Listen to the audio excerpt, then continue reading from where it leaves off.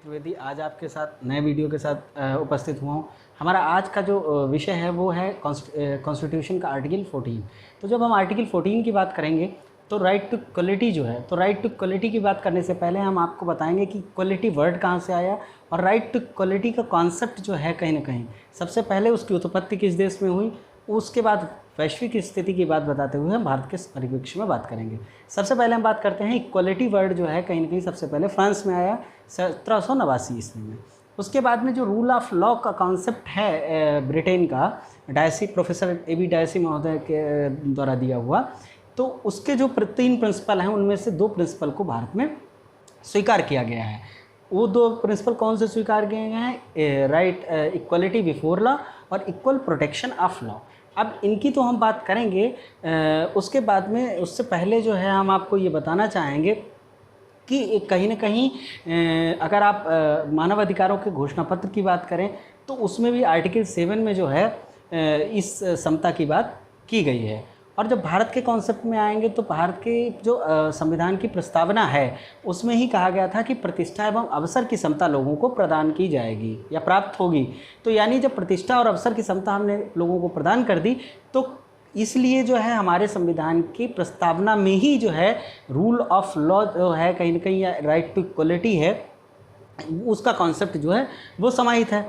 अब हम बात करते हैं सबसे पहले आर्टिकल 12 की। चूँकि मूल अधिकार आर्टिकल 12 से 35 तक जो बात करते हैं तो उसमें बताया गया है कि राज्य शब्द को परिभाषित किया गया है और राज्य जो है वो अपने नागरिकों के साथ ठीक वो मनमानापन का कार्य नहीं करेगा, समता का व्यवहार करेगा।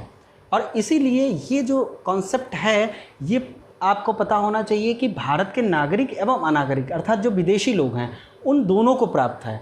अब जब भारत का संविधान बनाया गया था उस समय 7 प्रकार के जो हैं लोगों को कुल अधिकार दिए गए थे, जिसमें से जो एक अधिकार है संपत्ति का अधिकार उसको हटा दिया गया। वर्तमान में जो है 6 प्रकार के अधिकार लोगों को प्राप्त हैं, जिसमें सबसे पहला जो अधिकार प्राप्त है वो समता का अधिकार है जो कि एक बहुत वाइडर वे में है।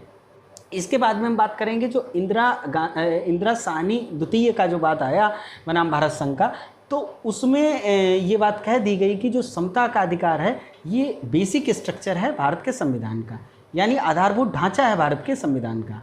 अब आगे बढ़ते हैं साथियों, तो हम बात करते हैं भारत के संविधान के आर्टिकल 14 सब क्लास 1 की।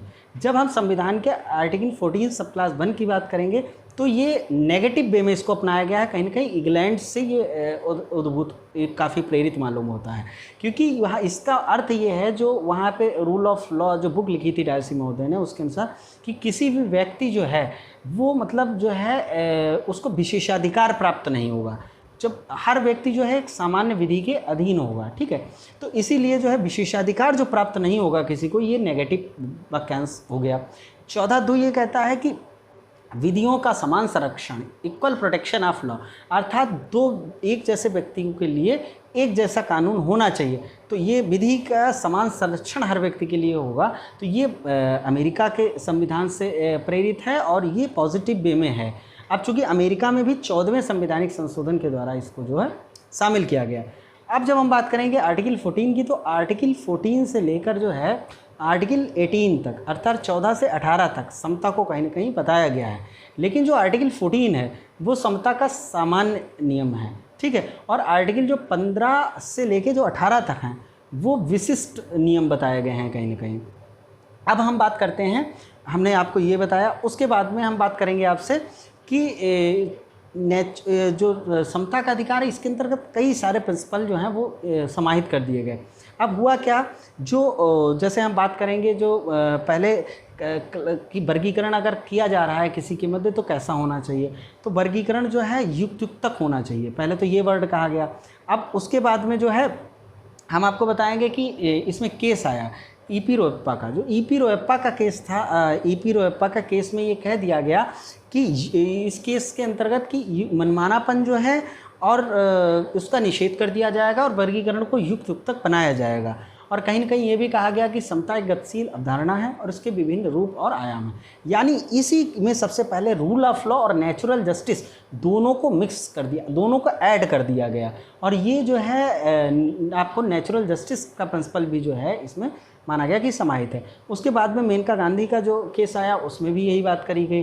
एयरपोर्ट अथॉरिटी का जो बाद आया उसमें भी मतलब ये कहा गया कि अब ये सुस्थिर रूप से स्थापित हो चुका है कि समता जो है गतिशील अवधारणा है, इसके विभिन्न आयाम हैं, और ये इसमें भी जो rule of law plus natural justice को ऐड किया गया, मतलब पूरी पुष्टि कर दी गई ये रोयप्पा के बाद की ही इस केस में भी। अब साथियों, अगर वर्गीकरण आपको करना है तो वर्गीकरण कैसा होना चाहिए?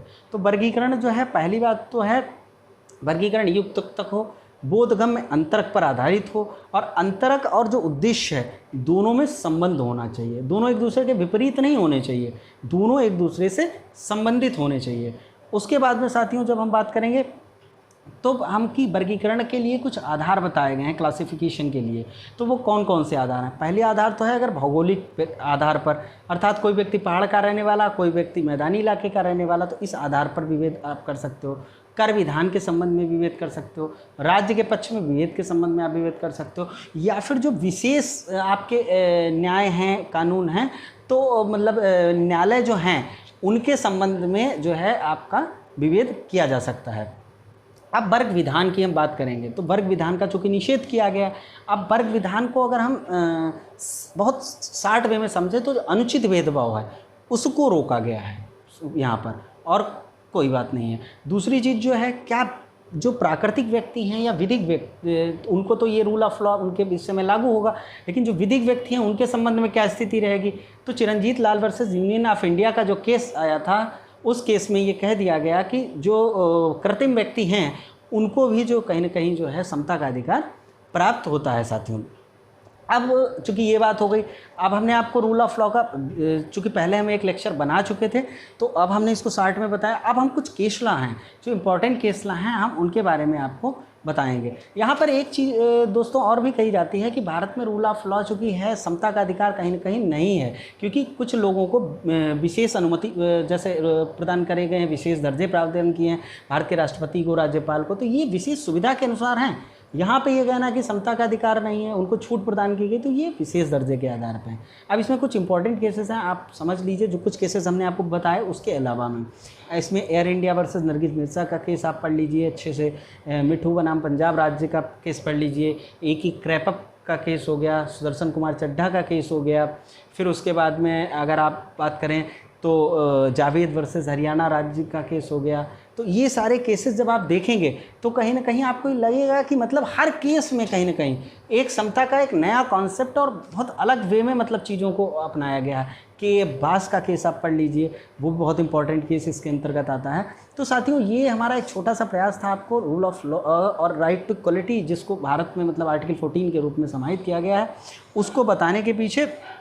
अब जो है लास्ट में हम आपसे यही कहेंगे कि आप ज़्यादा से ज़्यादा हमारे लायर्स पर आपको हमारा वीडियो कैसा लगा पहले तो कमेंट बॉक्स में हमको बताएं, और ज़्यादा से ज़्यादा लायर्स पैराडाइज सोसाइटी के यूट्यूब चैनल को लाइक करें, सब्सक्राइब करें, शेयर करें, ताकि आपको हमारी और अपकमिंग वीडियोज़ मिलती रहें। धन्यवाद साथियों।